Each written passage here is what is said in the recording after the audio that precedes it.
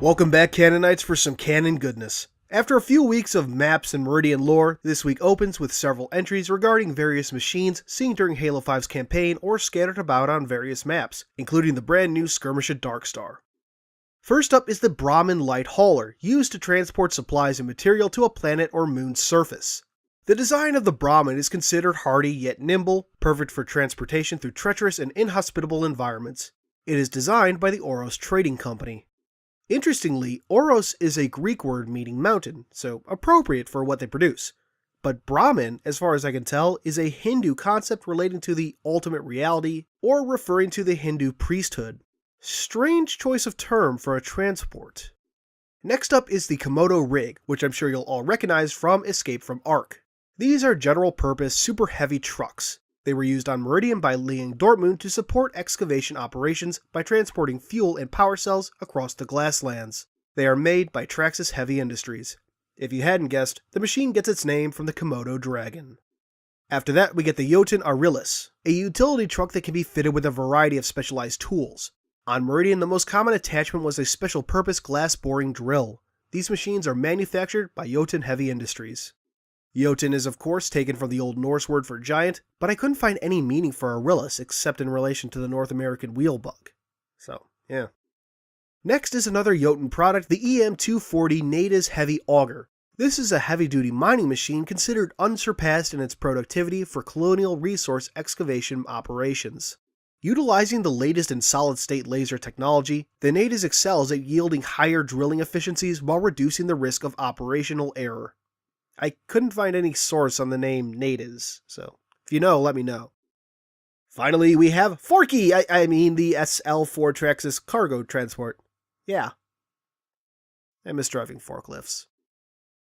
Anyway, the SL4 arrives on the lighter end of the SL range of cargo transports. It's notably more nimble and cheaper cost-wise than the larger S-line, making it a favorite among businesses of all sizes. After that, we have what was personally the highlight for me, a look at some more ships coming to fleet battles. First up is the ADP-class escort ship. These ships are relics from the Age of Conversion, a period of great enlightenment during which the Covenant brought the truth of the great journey to many species. ADPs provided protection for merchants and pilgrims against not only pirates, but rapacious ministers eager to expand their influence and wealth. Next up, we have a ship that may be familiar to longtime fans, the DSC-class support ship. You may recognize the design from the last voyage of the Infinite Succor. These ships were present in military fleets but also saw great deployment among expeditionary fleets. Missions that led true believers far from the light of high charity, often taken on faith alone. These ships contain hydroponic pods and hunting grounds. After that, we have the Halberd-class destroyer, a ship we've seen frequently in the fiction.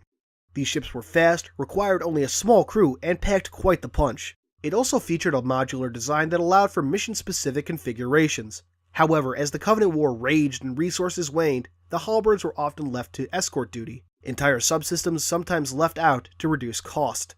Fun fact, it was once said that a single suit of Mjolnir armor cost as much as a destroyer, but this was during the early years of the Covenant War. Finally, we have the Mac platforms, a set I'm personally excited for as it means we're one step closer to a full reenactment of the Battle of Reach. As the article winds down, we get a reminder of the upcoming Firefight beta. If you haven't heard, Warzone Firefight will have an open beta from April 14th through the 18th. I'm so excited, and I hope you are too. After that, we get a small blurb on Killer Instinct. Now interestingly, if both players select the same combat harness in the game, such as Default Classic or Default Ranger, Player 2 will appear with a unique color. The Classic or Supreme Commander harness gives Player 2 an Elite Minor look. The Storm harness will give Player 2 the Command rank harness, which appears gold. Also, we've now identified a new rank, so that's even cooler. The article closes today with a farewell to Jessica Shea, aka BS Angel, whose last day at 343 was this past Friday. She has been an amazing presence in the Halo community since the days of Bungie, and was a fantastic community leader during her time at 343. She brought me on as a Halo Waypoint monitor a few years back, and was also very responsive on Halo Waypoint and Twitter. Your light was a luminous sun, and we wish you well in all future endeavors. With that, we come to this week's universe entry, the various UNSC frigates. Charon-class light frigates, such as the UNSC Forward Unto Dawn, while not as heavily armed or armored as other frigates, Chief, I'm giving the brutes all I've got, but This is a heavyweight fight. Dawn's only got the tonnage to last a few rounds. Find me are capable of carrying a large complement of troops and vehicles. Paris-class heavy frigates such as the UNSC Savannah were deployed in vast numbers during the invasion of Reach in August 2552.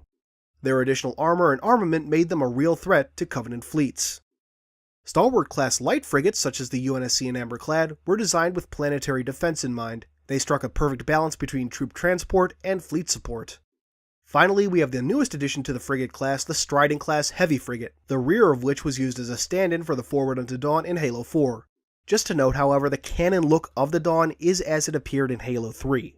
Stridents saw their rise following the end of the Covenant War. These heavy frigates are fast, agile, and have energy shields for additional defense, not to mention their impressive arsenal. The UNSC Infinity carries a complement of 10 Stridents in her underbelly.